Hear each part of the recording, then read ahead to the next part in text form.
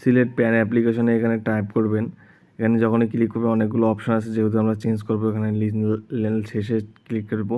তারপর এখানে অ্যাপ্লিকেশন এখানে জায়গায় ইন্ডিভিজুয়াল করবো। তারপর এখানে ফার্স্ট নেম, যদি মিডিল নেম থাকে মিডিল নেম লিখে দিবেন।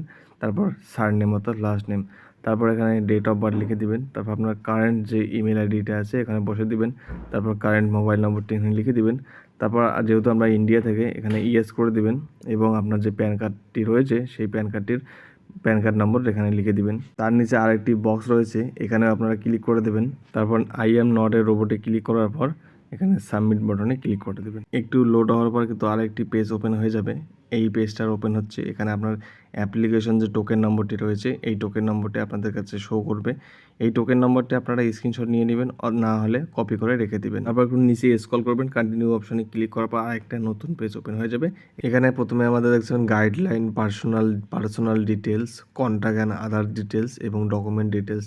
আমাদেরকে এখানে 4 ধাপে সম্পূর্ণ করতে হবে এই প্রসেসটি। যেখানে অলরেডি টিক চিহ্ন রয়েছে, এখানে টিক চিহ্ন না করে আমরা দ্বিতীয় নম্বরে টিক চিহ্ন করে দেবো, যেহেতু আমরা ফটো এবং সিগনেচার আপলোড করব ডিজিটালি স্ক্যান করে, ঠিক আছে।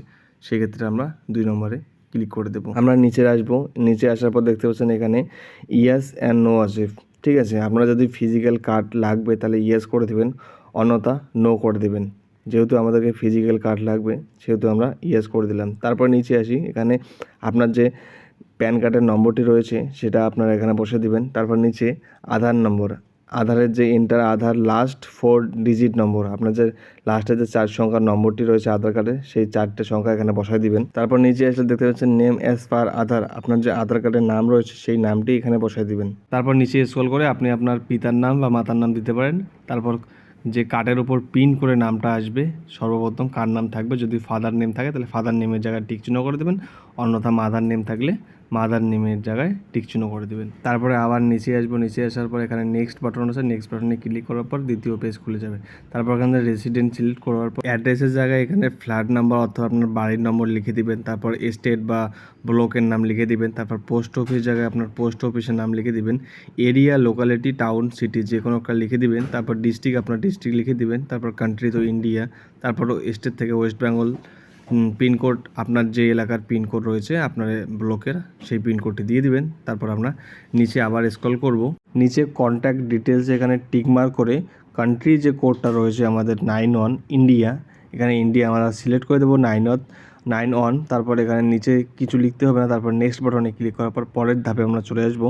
প্রুফ অফ আইডেন্টিটির জায়গায় আমরা আধার কার্ড সিলেক্ট করে নেব। প্রুফ অফ অ্যাড্রেসের জায়গায় আমরা আধার কার্ড সিলেক্ট করে নেব। প্রুফ অফ ডেট অফ বার্থের জায়গায় আমরা বার্থ সার্টিফিকেট অ্যাড করে নেব।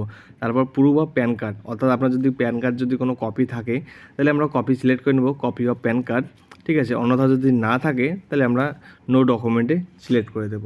নিচে যে বক্সটি দেখতে পাচ্ছেন এখানে আপনার যার এখানে ফর্মটি ফিল আপ করতেছেন তার এখানে নাম লিখে দিবেন। তারপর সিলেক্টের জায়গায় নিচে এখানে আপনার সেলফ সিলেক্ট করে দেবেন। যেহেতু আমাদের 3টা ডকুমেন্ট আমরা সিলেক্ট করেছি সেখানে সেই জায়গায় এখানে আমরা 3 লিখে দেবো।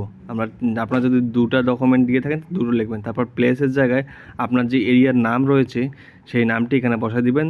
আপলোড ফটো এবং আপলোড সিগনেচারের জায়গায় আপনারা মাস্ট মনে রাখবেন আপনাদের যে ফটোর সাইজ রয়েছে আপনাদের 50 কেবি যেন বেশি হয় না, ঠিক আছে। এবং সেম প্রসেস আপনাদের সিগনেচার ক্ষেত্রেও করতে হবে।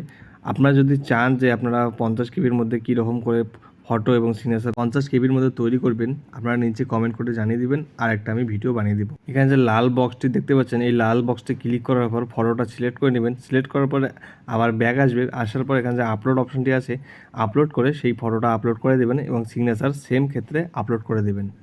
তারপর এখানে নিচে দেখতে পাচ্ছেন এখানে ডকুমেন্ট আপলোড করতে হবে। আপনারা যত ডকুমেন্ট সিলেক্ট করেছেন 2 বা 3 সেই অনুযায়ী আপনারা এখানে বক্স বানিয়ে নেবেন। বক্স বানানোর পর সেম প্রসেসে লাল বক্সে ক্লিক করার পর আপনার যে ডকুমেন্ট রয়েছে সেই ডকুমেন্টটি আপনারা সিলেক্ট করে আপলোড করে দেবেন। সমস্ত ডকুমেন্ট সিলেক্ট হওয়ার পর আপলোড বাটনে ক্লিক করার পর নিচে দেখতে পাচ্ছেন সাবমিট একটা অপশন রয়েছে, সাবমিট অপশনে আমরা ক্লিক করে পরবর্তী পেজে চলে আসবো। এরপর সমস্ত কাজ এখানেই শেষ। আপনাকে 106 টাকা অনলাইন ফি দিতে হবে।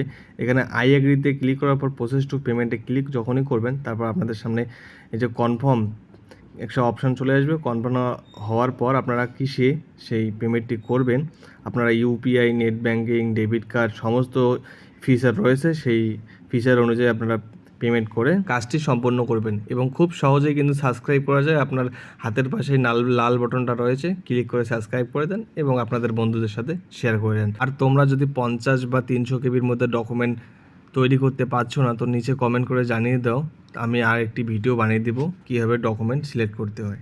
ঠিক আছে, ধন্যবাদ।